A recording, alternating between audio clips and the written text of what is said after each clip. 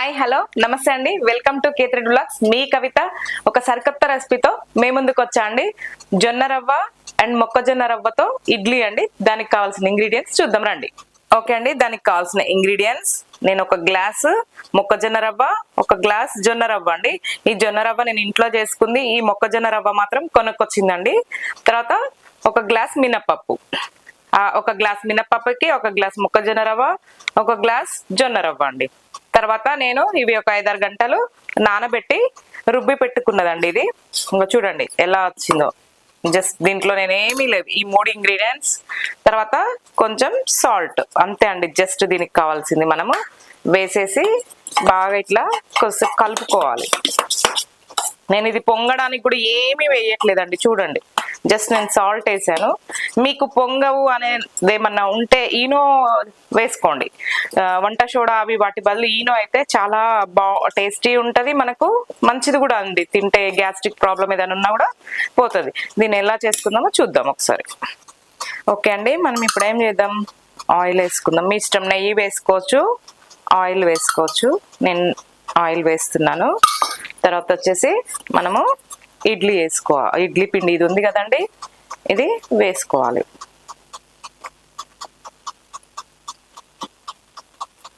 అంతే అండి. వీటితో గుంట పొంగనాలు కూడా వేసుకోవచ్చు అండి, అవి కూడా వేసి చూపిస్తాను నేను ఇప్పుడు మీకు. చూడండి ఇడ్లీ ఎంత బాగా వచ్చేసిందో. మనం ఇలా వేసేసుకొని, నేను ఆల్రెడీ ఇడ్లీ పాత్ర పెట్టేసిన అండి, దాంట్లో నేను ఇది పెట్టేస్తున్నాను. ఇది కుక్ అవుతుంటుంది ఇప్పుడు ఒక 5 మినిట్స్ అంతే అండి. జస్ట్ మంచిగా వచ్చేస్తాయి, ఇడ్లీ అవుతుంది. వెయిట్ చేద్దాం. మనకి ఈ ఇడ్లీ తీసుకోవడం వల్ల ఏంటి అంటే వెయిట్ లాస్ కి కూడా బాగా పనిచేస్తుందండి. ఇది మనకి జొన్న రవ్వ ఏంటంటే షుగర్ ని కంట్రోల్ చేస్తుంది. మనకి జొన్న రవ్వ తీసుకోవడం వల్ల నేను చాలా సందర్భాలలో చెప్పాను మీకు, రైస్ ప్లేస్ లో జొన్న రవ్వని తీసుకోవడం కూడా మనకి హెల్త్ కూడా చాలా మంచిది. తర్వాత ఈ మొక్కజొన్న రవ్వ తీసుకోవడం వల్ల మనకి ఫైబర్ కంటెంట్ ఉంటుందండి మన బాడీకి. అలాగే వెయిట్ లాస్ కి కూడా బాగా ఉపయోగపడుతుందండి. మనము సీజన్ వైజ్ గా ఏంటి, మొక్కజొన్న కంకులు వస్తాయి, స్వీట్ కార్న్ వస్తాయి. మనం వాటితో చాలా రెసిపీస్ చేసుకున్నామండి మన దాంట్లో కూడా. మనం దానికోసమనే నేను ఇది వెయిట్ లాస్ రెసిపీ అని కూడా చెప్పొచ్చండి ఒక విధంగా. ఒకసారి మధ్యలో చూద్దామండి మనము. చూడండి ఎంత బాగా ఇడ్లీ ఉబ్బిందో చూడండి. ఇలా అంటే అంటుకుంటుంది కదా, ఇది ఉడకాలి మనకు. ఇది నేను పక్క స్టవ్ మీదకి షిఫ్ట్ చేసేసి దీంతోనే గుంట పొంగనాలు ఎలా వేసుకోవాలో చూపిస్తా అండి ఇప్పుడు. ఓకే అండి, మనం ఇప్పుడు దీంతోనే గుంట పొంగనాలు కూడా వేసుకుందామండి. 1 డ్రాప్ ఆయిల్ అంతే. జస్ట్ నేను నెయ్యి కావాలంటే నెయ్యి వేసుకోవచ్చు, బటర్ కావాలనుకుంటే బటర్ కూడా వేసుకోవచ్చు అండి, మీ దగ్గర ఉంటే. ఏదైనా మనకి ఏది కావాలనుకుంటే అది వేసుకోవచ్చండి. దీంట్లో మీరు ఏవి కావాలి అనుకుంటే ఆ కూరగాయల ముక్కలు, ఆకుకూర ఏవైనా వేసుకోవచ్చండి. కానీ నేను ఈరోజు ఊరికేనే ప్లెయిన్ గా వేస్తున్నాను. మా అత్తయ్య అవన్నీ వేస్తే తినరని ప్లెయిన్ గా వేస్తున్నాండి ఇవి.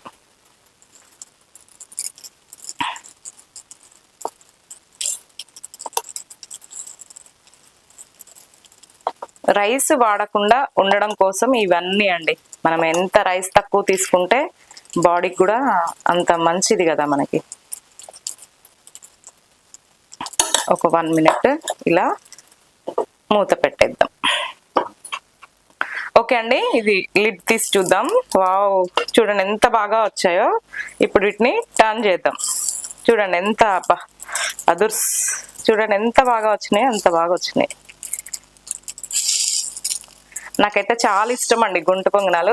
నేను బాగా చేసుకొని తింటాను ఇంట్లో. దోశకు రుబ్బానంటే కంపల్సరీ నేను దోశ తక్కువ తింటాను, గుంట పొంగనాలు ఎక్కువ తింటా. చూడండి ఎంత ఈజీగా లేసి వచ్చేస్తున్నాయి. మనం దీంట్లో రైస్ లేదు, ఏది లేదండి. జస్ట్ మొక్కజొన్న రవ్వ, జొన్న రవ్వ, మినపప్పు మాత్రమే అండి ఇది, అంతే. మీకు ఏమన్నా క్రిస్పీనెస్ కోసం ఏమన్నా కావాలి అనుకుంటే కొన్ని రైస్ వేసుకోండి, కానీ నేను మాత్రం రైస్ యూజ్ చేయలేదండి. మొత్తం ఇంతే అండి నేను.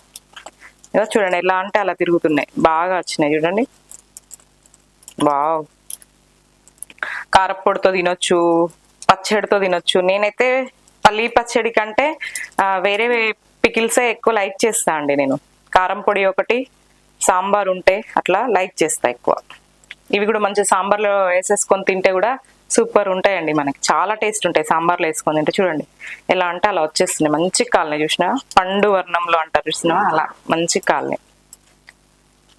ఇలా కాలాలి మనకి, ఇంకొంచెం ఇటు సైడ్ కూడా ఇలా కాలితే ఇంకా అయిపోయినట్టే అండి ఇది. సూపర్.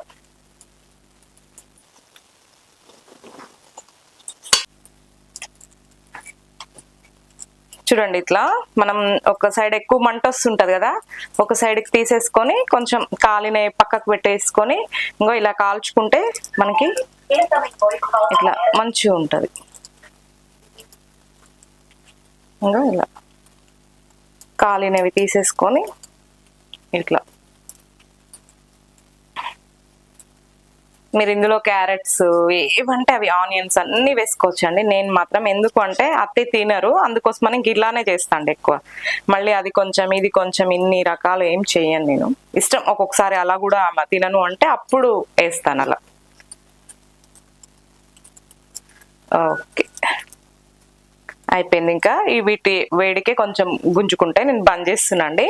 ఒక 2 minutes తర్వాత మనం ఇడ్లీ కుక్కర్ కూడా తీసేసి ఇడ్లీ కూడా పెట్టేసుకుందాం. ఇడ్లీ కూడా అయిపోయింది, చూసేసి బంద్ చేద్దాం. అది కూడా ఇది అయిందండి, స్టవ్ బంద్ చేస్తున్నా నేను. ఓకే అండి, మనం ఇడ్లీ కూడా పెట్టేసుకుందాం. వావ్ చూడండి, చూసారా ఇడ్లీ ఎంత మంచిగా వచ్చిందో.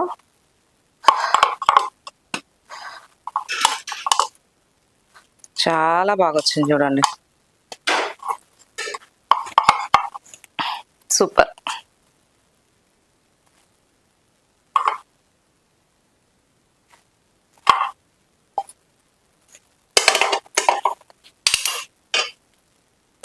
ఓకే అండి, మన ఇడ్లీలోకి రొయ్యల కారం పొడి. వావ్ చూస్తుంటేనే ఎట్లా ఉంది కదా. ఇంకా చట్నీ ఎందుకండి, హ్యాపీగా ఇలాగే తినేయచ్చు. నేనైతే ఇలాగే తింటాండి, నాకు చాలా ఇలాగే ఇష్టం, నాకు చట్నీ కంటే. ఓకే అండి, టేస్ట్ చేద్దాం మనం. వావ్ ఇది ఉసిరికాయ తొక్కు పచ్చడి.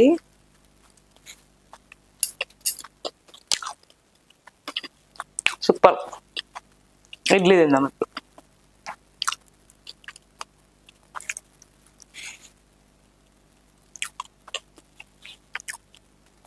ఇడ్లీ చూడండి గొంతులోకి ఇట్లా జారిపోతుంది, ఎంత స్మూత్గా ఉందంటే అంత స్మూత్గా ఉంది, అంత టేస్టీ ఉందండి, అంత రెంటింపు టేస్ట్ ఉంది మనకి.